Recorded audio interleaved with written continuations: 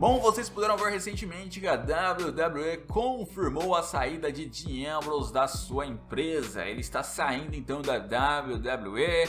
Não é mais rumor, ela confirmou em seu site oficial. Quem abriu o seu contrato se encerra. E vocês puderam assistir no último Raw, ele lá meio que fazendo uma espécie de despedida ali, onde ele dá umas últimas palavras pro Seth Rollins, pro Triple H, perde pro Seth Rollins, fica triste, tenta falar alguma coisa, acaba sendo humilhado por Nia Jax. E até agora o pessoal tentando entender porque o Dean Ambrose quis sair da WWE, já que a WWE ofereceu um bom contrato para ele em termos de dinheiro, de anos ali. E então, muitos também estão questionando aí, debatendo, será que o Dean Ambrose foi desvalorizado pela WWE? Ou será que não? Será que ele que está sendo ingrato? Ou será que ele está com outras motivações? O que é que está fazendo o Dean Ambrose aí não querer ficar na WWE mais? Será que é contrato com alguma outra empresa? Se bem que o contrato que a WWE ofereceu também era muito bom. E é isso que talvez a gente vai saber aqui nesse vídeo, então deixa o like, se inscreva no canal e vamos nessa. Bom, vamos voltar lá atrás. Dean Ambrose na época do Shield, Dean Ambrose na época que estava junto com Seth Rollins e Roman Reigns pela primeira vez, quando eles tinham chegado no main roster, né? Naquele período, o Dean Ambrose não era bem o líder, mas era o cara que mais falava pela equipe, né? Porque o que? O Roman Reigns era a força do time, era o motorzinho do time, era o cara ali que carregava ali no final, carregava o piano. O Seth Rollins era o mais habilidoso, era o mais talentoso, era o que pulava pra cá, pulava pra lá, era o mais técnico.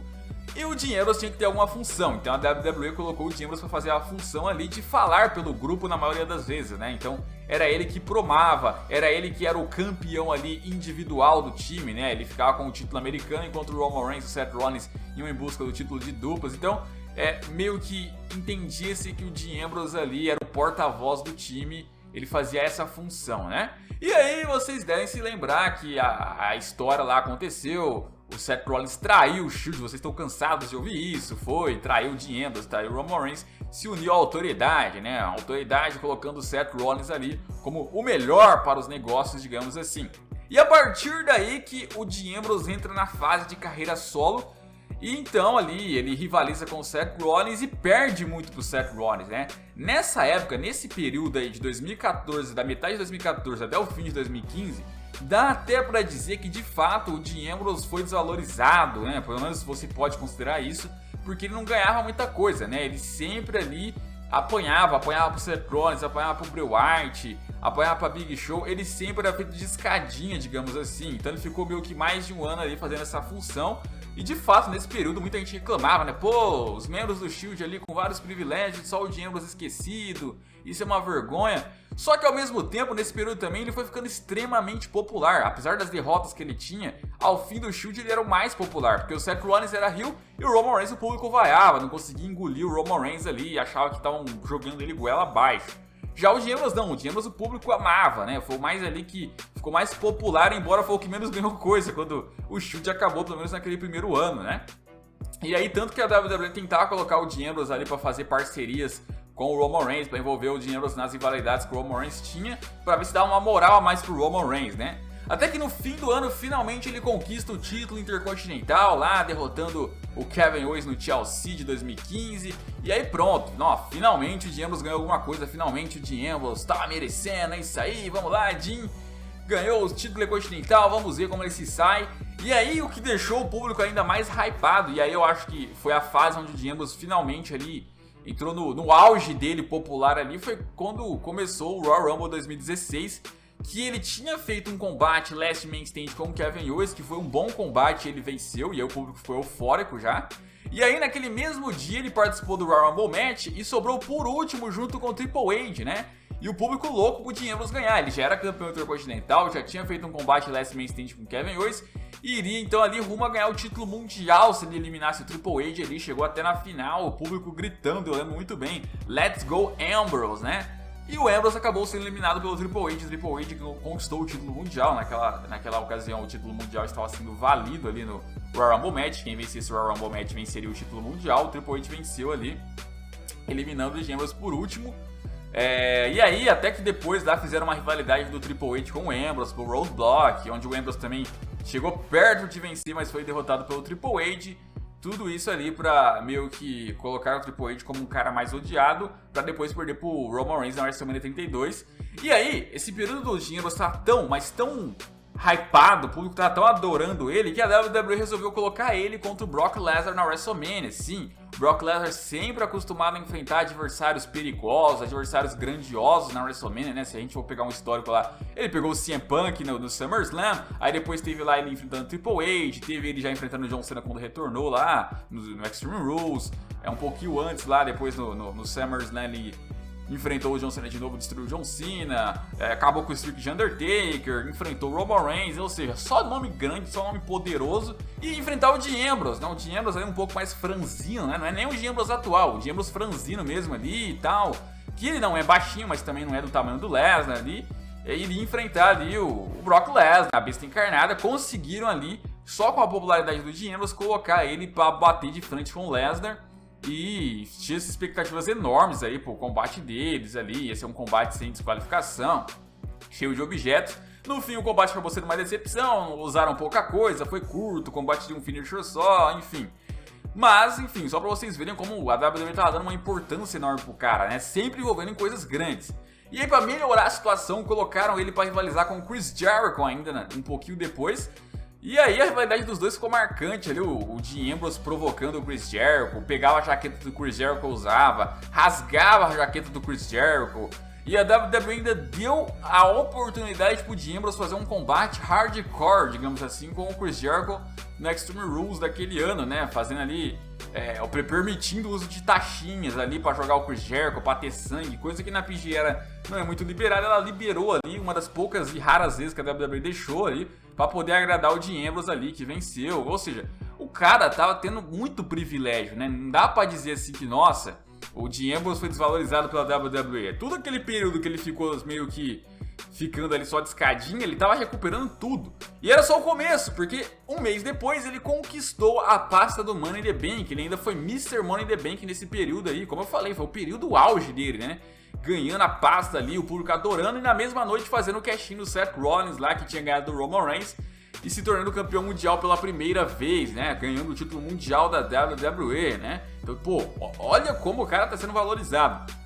E aí, não satisfeito, a única vez que a gente teve um combate entre os três membros do Shield, Roman Reigns, Seth Rollins e Dean Ambrose, que foi no Battleground daquele ano de 2016, a única vez que isso aconteceu, quem venceu? Isso mesmo, Dean Ambrose. Dean Ambrose também venceu aquela luta lá, que se manteve como campeão mundial. Ainda era valendo lá pra ver onde o título mundial ia ficar, no Raw, no SmackDown, porque tinha começado as Brand Splits. E aí ele venceu, foi o herói do SmackDown, todo mundo comemorando lá. Ou seja, o cara era o rosto da WWE nesse período, o cara era um deus, né? E aí que vem a situação que começa a fazer o Dean Ambrose decair, né? Tipo, beleza, você ganhou tudo isso, você tá aqui no topo, que o público sempre pediu. Agora vamos lá, Dean Ambrose, a pressão é toda sua, mostra que você merece estar aqui. E aí que vem a situação complicada, porque quando ele fica no SmackDown isolado dos outros membros do Shield, ou seja, não vai ser mais escadinha, vai ser o cara aqui do show, ele não consegue segurar a barca, né? Ele mostra ali que quando é pra ser sério ele tem dificuldade, porque é um Dean Ambrose que, beleza, ele é engraçadão, ele é trapalhão, ele tem aquela gimmick de pica-pau, eu costumo dizer, né? O cara ali bastante troll. Só que quando é pra ser sério ele tem dificuldade, ele não consegue ir muito longe, além de que em ringue ele nunca realmente demonstrou grandes coisas até os dias de hoje, né? Ele nunca fez a apresentação sensacional, ele participou de bons combates, mas ele não fez o combate ser bom, não foi ele o responsável, pelo menos principal daquela luta ser boa. Ele participou, ele teve ali um mérito, mas nunca foi ele o destaque, assim. Você não vai achar, tipo, 3 lutas que ele foi um destaque dela, sabe? Isso não é uma crítica, ele é bom, ele é aceitável pro que a gente se espera da WWE, mas nunca foi um destaque. E aí, teve lá aquela rivalidade dele com o Ziggler, a galera se decepcionou muito, porque o Ziggler tava numa ótima fase, tava indo muito bem, chegou no dia do SummerSlam, perdeu com um finisher só, um combate ali que não foi nem co-main event ali, foi tratado com bastante significância. Até que então, ele começa a rivalizar com o AJ Styles, e aí que vem o grande problema, porque de um lado você tem o Dean Ambrose ali, que a galera veio com uma certa birra, né? Porque, pô, dinheiro, você não entregou aquilo que a gente esperava. E do outro você tinha o AJ Styles, que tava voando, né? Chegou na WWE fazendo ótimos combates. Tinha acabado de fazer um excelente combate com o John Cena no SummerSlam, né? O combate do ano, inclusive eleito, né? De 2016. E iria então ali disputar o título mundial. Então o público tinha uma preferência nisso, né? Mesmo o AJ Styles sendo o heel, o público tinha preferência no AJ Styles. E ainda colocaram o John Cena para rivalizar ali na sequência, para se envolver nessa rivalidade toda, tentando dar uma ajuda ali. No fim das contas, o que o Dean Ambrose teve que fazer depois que perdeu o título mundial por AJ Styles? Voltar a tentar ser o Dean Ambrose engraçadão, ou seja, ele ficava provocando o AJ Styles ali, sempre ali atacando o saco do AJ Styles, parecendo até o Nakamura ali recentemente, só que ele atacava o saco do AJ Styles pelas cordas, né? Era até engraçado isso, em certos momentos depois enjoou. E ele introduziu também o James Ellsworth nessa rivalidade, né? E aí, praticamente toda semana era Ambrose e James Ellsworth, fazendo alguma graça, alguma coisa, sempre ali envolvendo isso, porque ele não conseguia colocar uma seriedade na rivalidade, ele não conseguia fazer aquilo, né?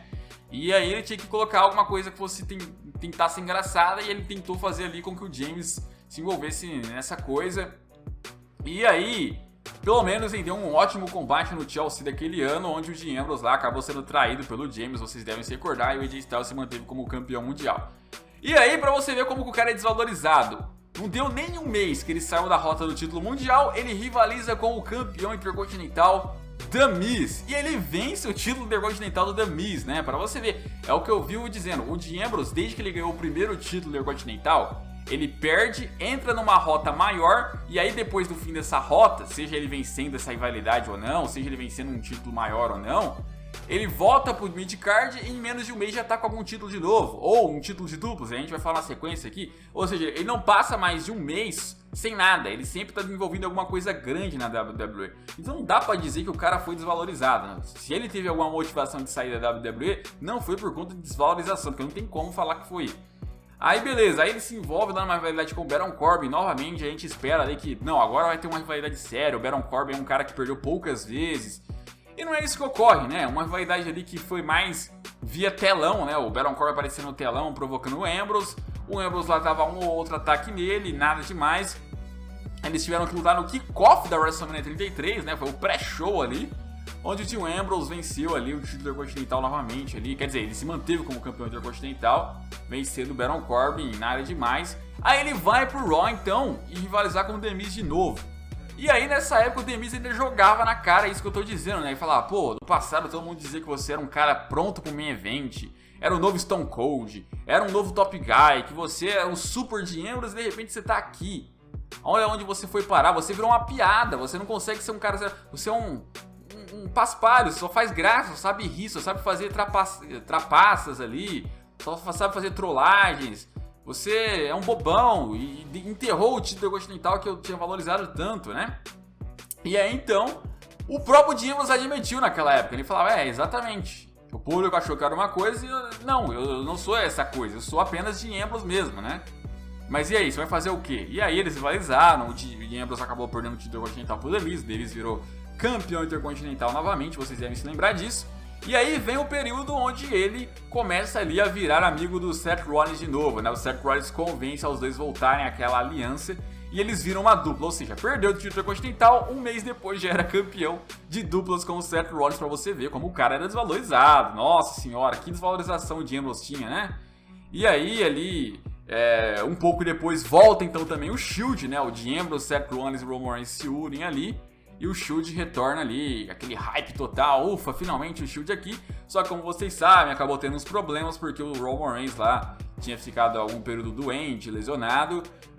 E o Dean Ambrose depois, no fim do ano, acabou se lesionando também ali no braço. E essa lesão no braço foi o que ferrou com tudo, né? Porque ele ficou lá mais de 9 meses fora da WWE para se recuperar dessa lesão. Foi o que ferrou com tudo ali. E aí, quando ele retorna da lesão, o que acontece, né? Ele volta bem diferente. E aí, inclusive muita gente vai dizer, pô, mas aí ele voltou da lesão e a WWE nem pra planejar algo grande pra ele. Só que galera, vamos lá, né? O cara vai ficar 9 meses fora, como é que a WWE vai ficar esperando o cara 9 meses? Não dá, ela tem que seguir em frente, é muito tempo, ela tem que apostar em novos nomes, em novos desafiantes, novos campeões, pensar em novas histórias. Não dá pra ela ficar esperando o cara voltar 9 meses depois, ela tem que seguir em frente.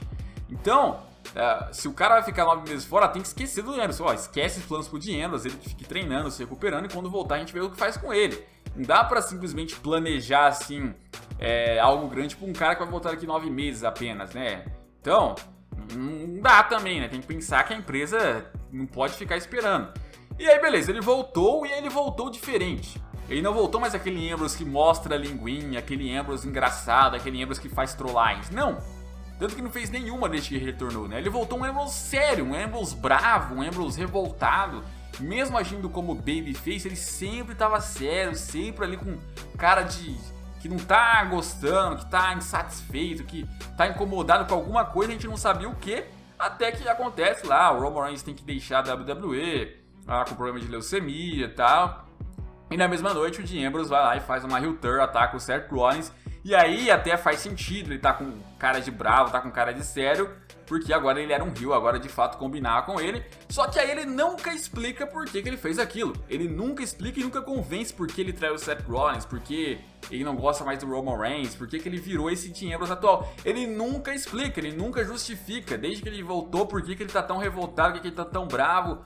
O que incomoda ele? Ele não explica. Desde que ele fez o turn, a gente não sabe por quê. Ele simplesmente parece que endoidou ali, né? E aí, detalhe, nesse período ele ainda tinha ganhado o título de duplas, né? Com o Seth Rollins, né? Mesmo que durou uma noite só, porque depois lá ele traiu o Seth Rollins, mas ganhou, pra você ver como o cara é desvalorizado. E na rivalidade com o Seth Rollins ele ganha o título continental ali, também conquista o título continental da WWE, pra você ver que também não dá pra reclamar de desvalorização, porque ele sempre tá ganhando algo de mês em mês.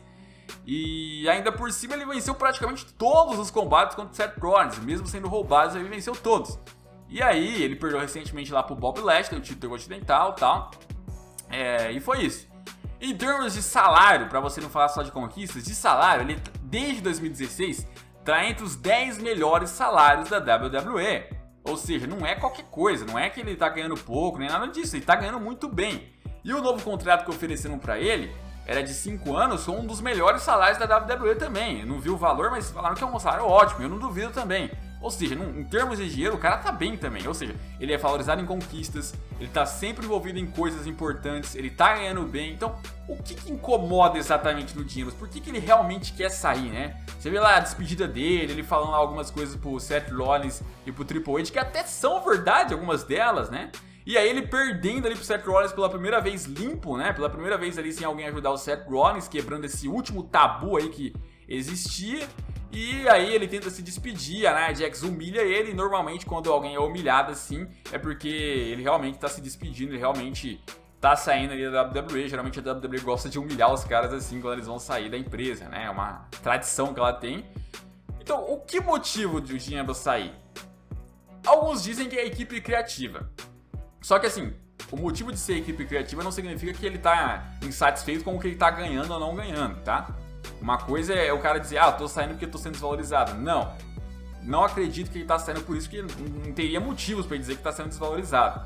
Talvez seja por causa do personagem dele atual, só que o personagem dele atual, tipo, mudou faz nem 6 meses, sabe? Pode voltar a ser depois outra coisa no futuro. Ele mesmo dava entrevistas dizendo que era estranho pra ele ser babyface, ele queria ser heel por algum período, porque ele não tinha se acostumado ainda com aquilo, sabe? As garotinhas amando ele ali, a galera apoiando ele gostava mais de ser odiado.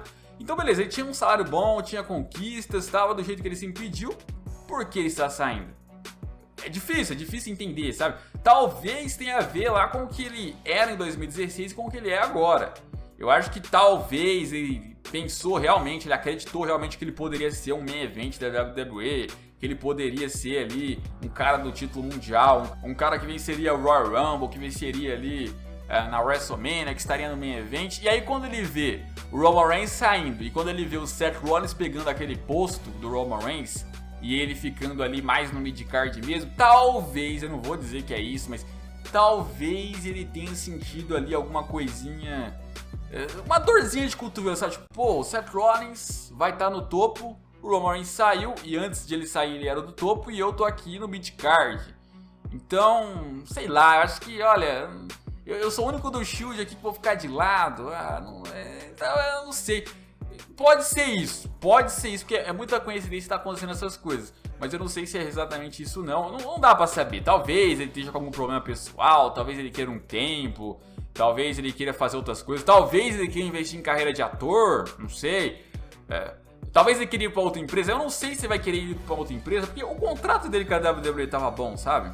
Então, só se ele quiser ir pra um main event de uma outra empresa, embora na WWE ali, às vezes ser mid-card não é tão ruim, ainda mais com o salário que ele tinha. Eu não sei qual a motivação dele, a gente vai saber provavelmente só lá depois de abril, quando a gente vê qual carreira ele vai seguir, depois da WWE, se ele vai se manter no Pro Wrestling, ou se ele vai fazer outra coisa. Aí a gente vai entender qual era o que motivava ele de sair, né? Se bem que ele já ficou um tempão fora da WWE, nesse período dele aí que ele tava lesionado. Ele ficou um tempão fora já descansando, sei lá, passando férias e tal. Embora ali a recuperação não é nada fácil, mas mesmo assim, ele tem um tempo pra pensar um pouco, pra não estar em todo show ali sendo desgastado. E foi recente isso, ele voltou recentemente.